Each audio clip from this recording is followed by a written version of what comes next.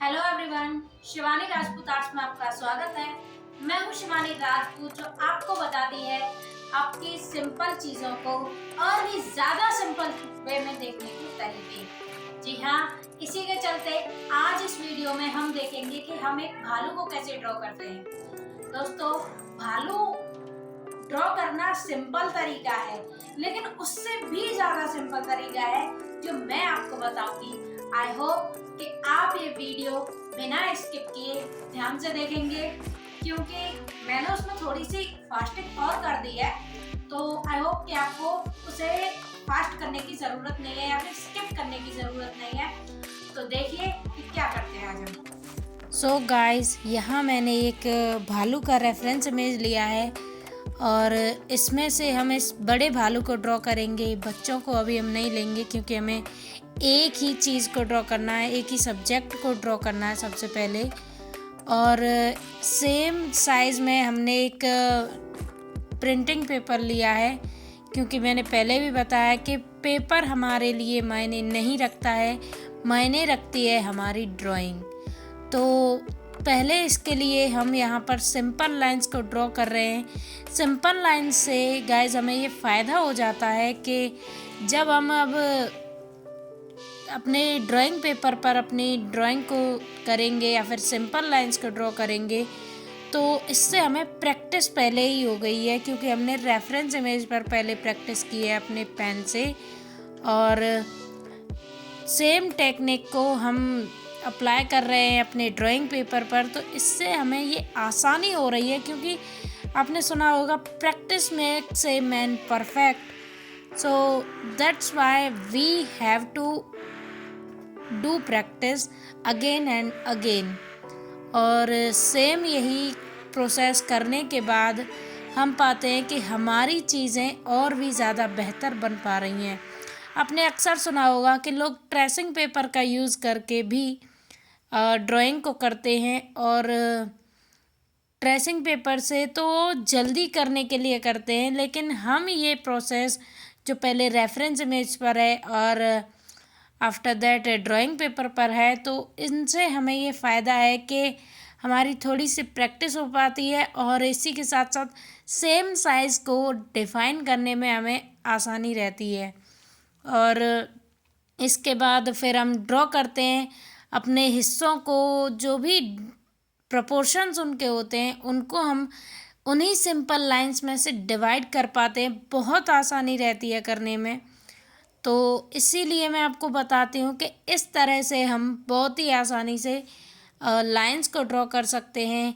किसी भी reference image से हम कोई भी चीज़ कॉपी कर सकते हैं या फिर कोई भी चीज़ को ड्रॉ आसानी से कर सकते हैं, क्योंकि जब तक हम कोई इमेज नहीं लेंगे, जब तक हम कोई फ़ोटो नहीं लेंगे किसी फ़ोन में या फिर reference image like printing paper पर, तो इससे हमें ये आसानी नहीं हो पाएगी कि हम किसी को भी सामने बैठाकर या फिर किसी भी चीज़ की लाइव ड्राइंग हम कर पाएँ। तो इनसे हमें ये फ़ायदा हो जाता है कि रेफरेंस इमेज से 3D चीज़ें हमें 2D में मिल पाती हैं, और बहुत ही आसानी भी रहती है फिर उन्हें 3D बना पाते हैं हम।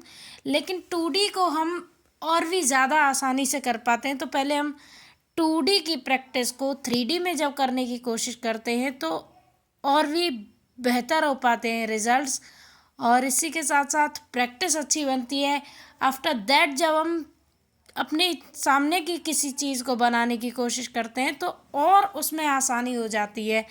तो इसलिए पुराने ज़माने से ही लोगों ने ये ट्राई किया है कि किसी ने अपने तरीके से और किसी ने किसी अलग तरीके से कुछ ना कुछ कर करके ये सारी प्रैक्टिस सीखी हैं, और इसी के साथ साथ कोशिश करते रहते हैं कि वैल्यूज़ को समझें। ड्राइंग समझनी है और हमें वैल्यूज़ भी समझनी है, क्योंकि गाइस मेन चीज़ होती है हमारे ड्राइंग प्रोसेस में हमारी स्केचिंग। जो भी हम स्केच करते हैं और जो भी हम चीज़ों को ऑब्ज़र्व करते हैं तो उनसे हमें बहुत ही ज़्यादा आसानी रहती है, बहुत ही इजी हो जाता है हमारे लिए कुछ भी ड्रॉ करना या फिर किसी भी चीज़ को बनाना जिनसे हमें फ़ायदा होता है, हमारे स्किल्स को ग्रोथ मिलती है। और वैल्यूज़ को समझने के लिए भी रेफरेंस इमेज से ड्राइंग पेपर पर अपना वर्क करना और भी ज़्यादा आसान रहता है। तो इस तरह से हम अपने काम को करते चले जाते हैं। और आप देख पा रहे हैं कि मैंने अपनी ड्राइंग में वैल्यूज़ को भी ऐड करना शुरू कर दिया है अब। पहले मैंने उसमें सिंपल हैचिंग टेक्निक का यूज़ करके काम कर रही हूँ और उसी के बाद फिर वैल्यूज़ को ऐड कर रही हूँ ताकि वैल्यूज़ से हमें पता चल पाए कि कहाँ पर और किस हिस्से में बियर के उभार है या फिर किस हिस्से में दबाव है या फिर कहाँ से उसके हेयर उभरे हुए हैं और कहाँ से दबे हुए हैं। तो ये सारी चीज़ें हमें रियलिस्टिक वर्क देती हैं और हमारी आँखों को भी अच्छा लगता है जब हम किसी चीज़ को देखते हैं कि हाँ ये कितना रियलिस्टिक बना है।